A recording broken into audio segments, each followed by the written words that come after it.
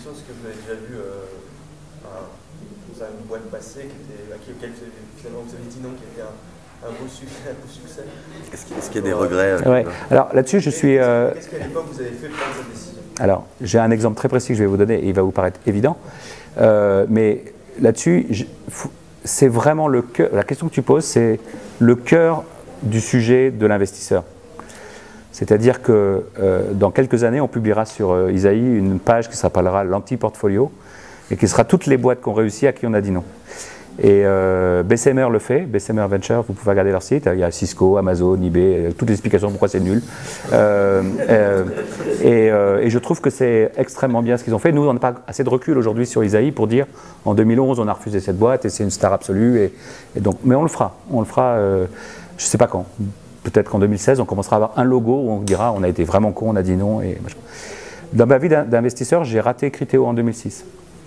Et pourtant, j'étais au board de la boîte précédente de Jean-Baptiste et j'avais fait venir Jean-Baptiste au board d'une des boîtes dans laquelle j'avais investi qui s'appelait Screentonic et qu'on a vendu ensemble à Microsoft. Donc je connaissais bien Jean-Baptiste. Il est venu me voir avec son histoire de Recommendation Engine. Je lui ai dit, il ne marchera pas.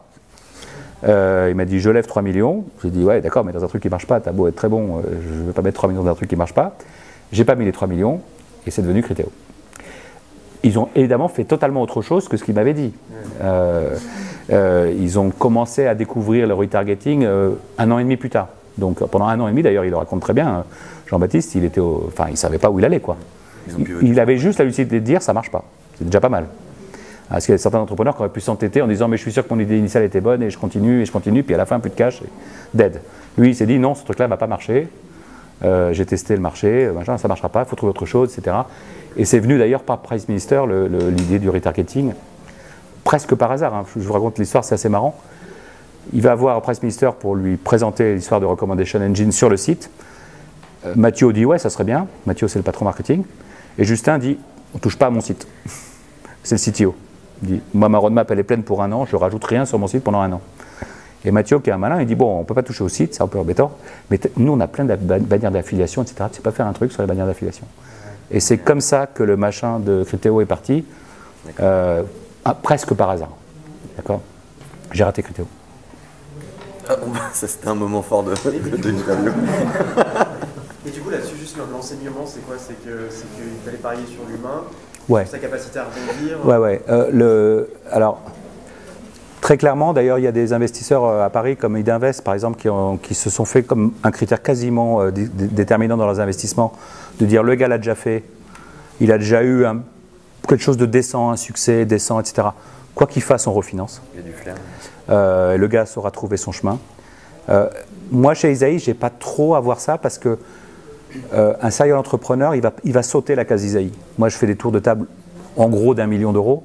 Bah, vous voyez, Rudel, il va faire son premier tour, il lève 3 millions. Pourquoi? Parce qu'avant, il avait vendu K-Mobile à American Greetings, il a de l'argent, il ne va pas s'emmerder à lever 1 million. D'accord? Donc les serial entrepreneurs, ils sautent la case Isaïe.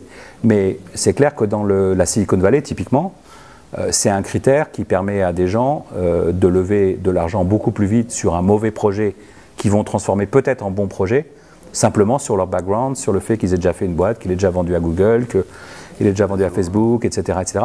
Et en France, on commence à avoir une génération de serial entrepreneurs qui sont financés sur leur background plus que sur leur projet. Est-ce qu'il ne serait pas illusoire de voir apparaître une espèce de Google ou Facebook France? Est-ce qu'il ne serait pas plus pertinent de miser sur un Google européen, et donc sur un fonds d'investissement européen qui aiderait à pénétrer le marché européen et à accompagner justement une phase de déploiement sur l'Europe, plutôt qu'aller chercher du coup des investissements aux États-Unis? Alors, moi, vous m'avez jamais entendu dire, vous avez jamais lu de ma part, je suis un gars qui va trouver le nouveau Google, le nouveau Facebook. Oui. D'accord? Plutôt inquiet sur le fait qu'on va sortir du IG10. Donc, j'ai jamais dit ça, et je le pense d'autant plus que j'ai vécu 2 fois dans la Silicon Valley, et que je vois bien l'écart d'intensité qu'il y a entre les 2 endroits. l'écart d'exigence qu'il y a entre les deux endroits, l'écart de moyens capitalistiques disponibles dans les deux endroits, et que par conséquent, si je suis dans le Marais à Paris et que je cherche le prochain Google, je peux chercher très longtemps. D'accord? Donc, il n'y a tout simplement pas les ingrédients pour faire le nouveau Google, le nouveau Facebook. Ceux qui vous racontent je cherche le nouveau Facebook, je pense qu'ils pipotent. Après, j'ai une conviction forte, c'est que l'écosystème Internet, il est bottom-up. Il ne vient pas de décisions technocratiques ou je ne sais pas quoi. Il vient d'une espèce d'effervescence avec une pyramide qui a une base très très large. Et plus la pyramide est large, plus la pointe peut être haute. Et il faut construire cet écosystème pour faire monter la pointe.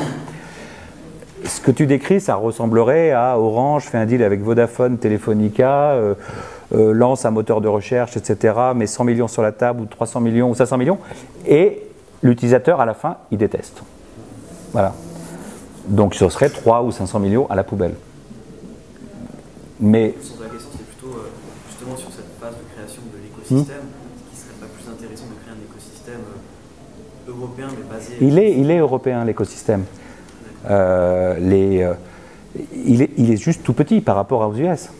Je vais donner quelques chiffres quand même pour donner le ratio. À PIB égal, les angels américains, PIB égal, c'est-à-dire ramené au PIB, hein, les angels américains investissent 25 fois plus que les angels français, d'accord, et les angels anglais 8 fois plus que les angels français. Donc ça veut dire qu'il y a, par habitant, tout simplement, beaucoup moins d'argent en France qu'aux États-Unis ou en Angleterre.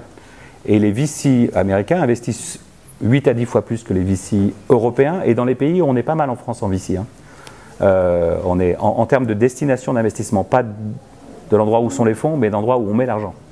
Hein, parce que l'Angleterre, par exemple, elle représente presque autant de funding que nous. Par contre, elle a autant, au sens start-up qui reçoit de l'argent des VC. Par contre, de Londres part plein d'investissements vers la Scandinavie, vers l'Allemagne. Donc il y a beaucoup plus d'argent à Londres, mais il n'est pas forcément investi en Angleterre. Hein. Mais si on prend la destination, on est à peu près les 3 pays, Angleterre, Allemagne, France et l'ensemble scandinave. Ça fait 4 ensembles qui sont à peu près similaires et qui ne sont pas si mal que ça, et qui sont à peu près à 1/8 des États-Unis. Entre 1/8 et 1/10. Donc c'est simplement tout petit. Quand quelque chose est tout petit, le multiplier par 10, ça ne se fait pas d'un coup de baguette magique, ça se fait avec une génération de gens qui apprennent à faire les choses petit à petit, de mieux en mieux. Hein, tu ne vas pas multiplier par 10 le nombre de cabinets d'avocats, le nombre de VC, le nombre d'entrepreneurs, le nombre de... Ça ne se multiplie pas par 10. Ce qu'on peut dire, c'est que, moi je me rappelle, ma première sortie, j'avais vendu une boîte à Adobe en 2004. Je l'avais vendu 25 millions de dollars. Mais j'étais un héros. On avait fait une fête avec tous les confrères, place de la Madeleine. Le mec, il a vendu une boîte 25 millions de dollars à Adobe, tu te rends compte, en 2004. Aujourd'hui, je raconte ça, on dit, putain, t'es nul, quoi.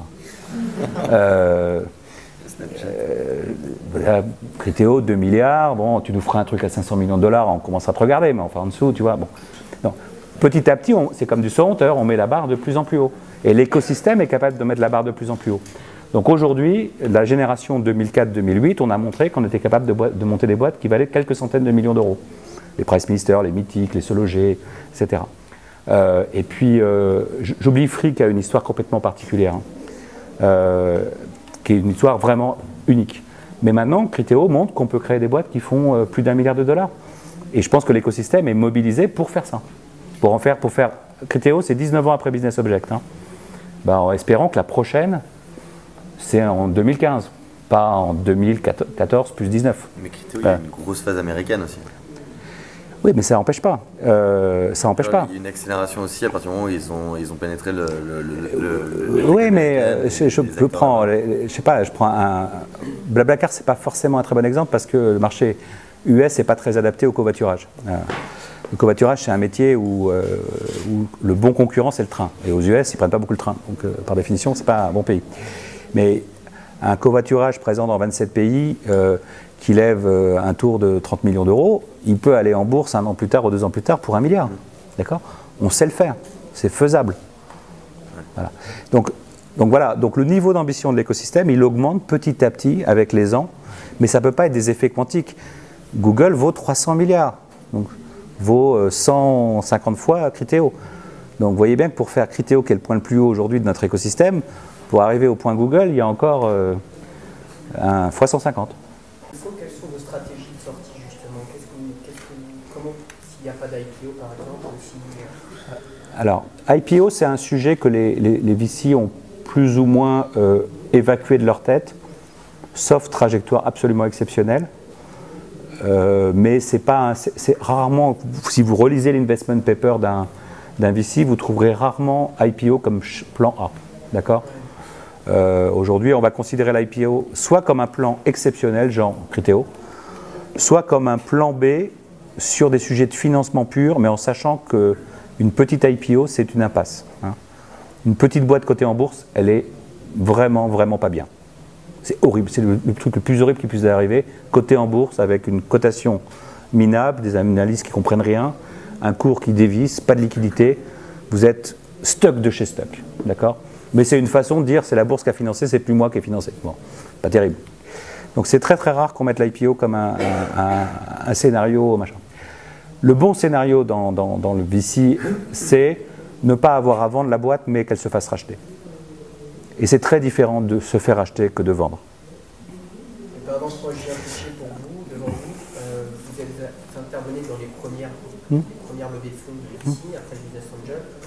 Généralement, il y aura plusieurs levées de fonds. Moi, je vous promets en rendre tout. Qu'est-ce que je vous promets? Vous ne promettez rien. Je ne promets rien, mais vous avez une certitude de n'importe quelle sortie. Dans un pacte d'actionnaires, on va trouver des clauses qui disent si 70% des actionnaires veulent vendre, tout le monde doit vendre. Voilà. Si moi j'ai 20%, ben j'ai 20%, et si je fais partie de 70%, c'est que il n'y a personne qui veut être, enfin, il y a 50% qui veulent être avec moi, ben on va vendre parce que 70% ont décidé de vendre, et voilà, c'est ce qu'on appelle le drag along pour ceux qui connaissent cette clause. Donc voilà. Après, au-delà de ça, qu'est-ce qu'on peut faire? On peut mettre des clauses de rendez-vous en disant, bah voilà, on se posera la question de mettre un mandat ou pas en telle année, 5 ans, 7 ans après l'investissement, pour voir s'il n'y a pas quelqu'un qui veut l'acheter, etc. D'expérience, vendre un business, c'est beaucoup moins bien que se faire acheter. D'accord, encore une fois. Donc, mon scénario idéal, c'est de monter une boîte et qu'elle soit rachetée dans la bonne fenêtre de consolidation qui la valorisera au mieux.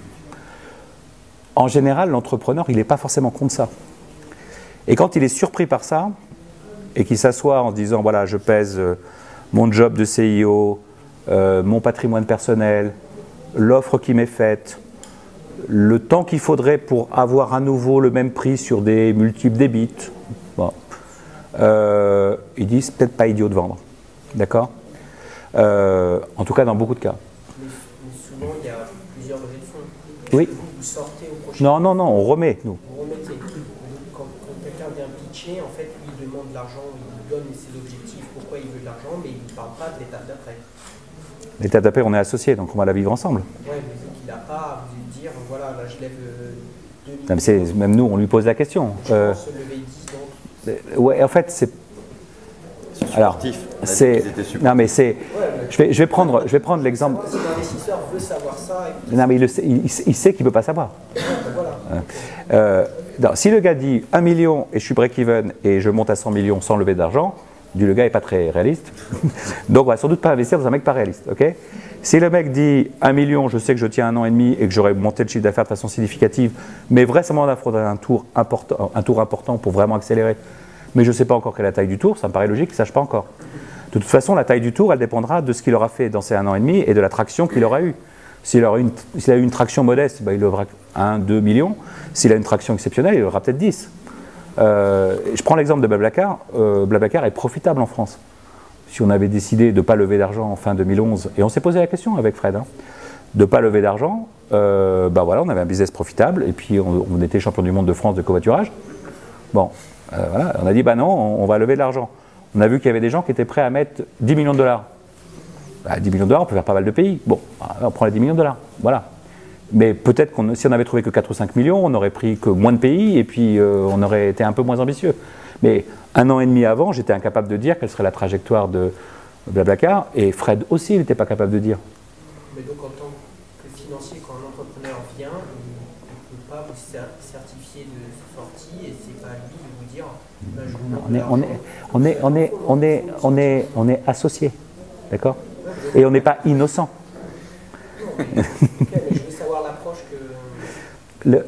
proche. Moi, je pose la question dans l'autre sens à un entrepreneur. Je ne lui dis pas garantis-moi que, écris-moi que, si jamais tu fais pas ça, j'ai un gros bâton et je te tape sur la gueule, etc. C'est pas ça que je fais. Je lui dis par contre, imagine, voilà, on est rentré dans ton business, on rentre dans ton business la semaine prochaine. Imagine que l'année prochaine, tu as une offre à 25 millions $. Voilà. Sachant que je suis en train de faire un deal avec toi, 5 millions d'euros postponés. Tu vends ou tu ne vends pas? En général, pour les entrepreneurs, c'est assez théorique. Et ce qui ne m'intéresse pas, c'est qu'ils me répondent oui ou non. C'est comment ils me répondent. Et je ne vais pas vous dire comment il faut répondre. Ah bah non. Ah, c'était le moment là. Comment répondre? Habile. Voilà, on reviendra peut-être sur la question de manière subtile tout à l'heure. Non, mais je peux répondre à la question. La réalité, c'est qu'à un moment donné, tout business a un prix. Toute chose a un prix, en fait. Et si un entrepreneur, je pense que la génération que vous représentez, elle est décontractée par rapport à ça. Si vous avez un superbe appart à tel endroit et qu'un mec vous en offre 2 fois le prix, même si vous aimez bien vivre à cet endroit, vous allez vendre l'appart. Et bien, c'est pareil. Et c'est ça la bonne réponse.